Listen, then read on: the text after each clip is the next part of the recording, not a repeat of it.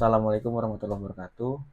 Nama saya Wisnu Handoyo, mahasiswa UPBJJ UT Jakarta dengan NIM 051543195. Di sini saya akan berperan menjadi kuasa hukum penggugat Tuan Andi dalam mata kuliah Praktik Peradilan Perdata. Dengan kasus gugatan Wan Prestasi dalam perjanjian jual beli tanah nomor perkara 515 Perdata tahun 2025 Pengadilan Negeri Cibinong.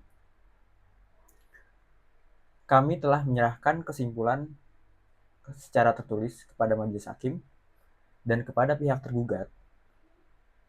Dengan izin majelis, perkenankan kami membacakan ringkasan pokok-pokok perkara tersebut.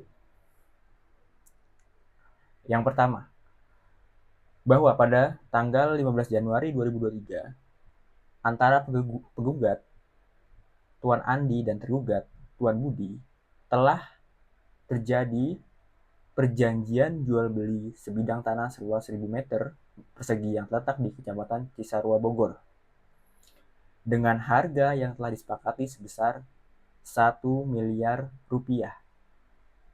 Para pihak sepakat bahwa pembayaran dilakukan dalam 2 tahap, yaitu pembayaran pertama berupa uang muka sebesar 300 juta rupiah dibayarkan pada saat penandatanganan perjanjian, dan pembayaran kedua sebesar 700 juta rupiah wajib diselesaikan oleh tergugat paling lambat dalam jangka waktu 3 bulan setelah perjanjian ditandatangani.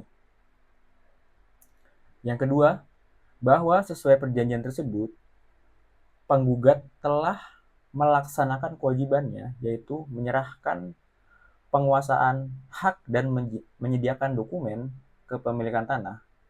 Namun, tergugat tidak memenuhi prestasi untuk menyelesaikan pelunasan harga tanah yang telah ditentukan batas waktunya, yaitu pada tanggal 15 April 2023. Ketiga, bahwa hingga lewat dari 6 bulan setelah jatuh tempo pembayaran pelunasan, tergugat tetap tidak melakukan pembayaran sebagaimana diperjanjikan, sehingga telah melampaui batas waktu secara signifikan. Yang keempat, bahwa untuk menegaskan kelalaian tergugat, penggugat telah menyampaikan 2 kali surat teguran atau somasi, namun tidak ditanggapi oleh tergugat. Hal ini menunjukkan sikap tergugat yang mengabaikan kewajiban hukum yang telah disepakati dalam perjanjian. Yang kelima, bahwa tergugat beralasan tidak mampu melunasi pembayaran karena belum memperoleh pinjaman dari bank dan meminta tambahan waktu. Namun alasan tersebut tidak dapat diterima karena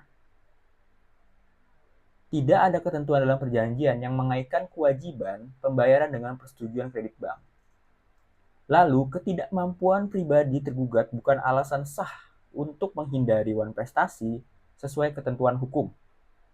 Yang keenam, bahwa sebagai akibat tidak dipenuhi kewajiban oleh tergugat, penggugat mengalami kerugian finansial karena tanah yang menjadi objek perjanjian tidak dapat dijual atau dialihkan kepada pihak lain, serta tertahannya hak ekonomi penggugat atas objek tersebut. Yang ketujuh, bahwa berdasarkan fakta-fakta tersebut, jelas tergugat telah melakukan wan prestasi dan melanggar perjanjian yang dibuat secara sah, sehingga penggugat berhak menuntut pemenuhan perjanjian beserta ganti rugi sesuai hukum yang berlaku.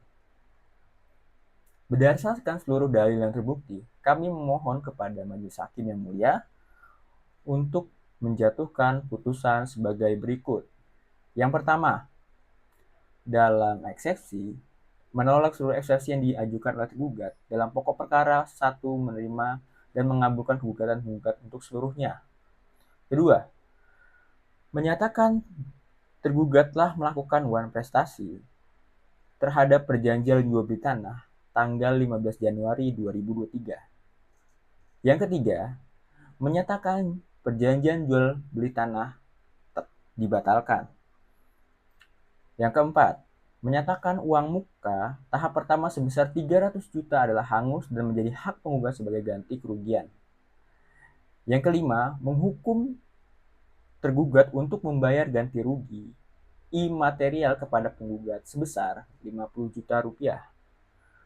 Menghukum tergugat untuk membayar seluruh biaya perkara apabila majelis hakim berpendapat lain, mohon putusan yang seadil-adilnya. Demikian kesimpulan ini kami sampaikan.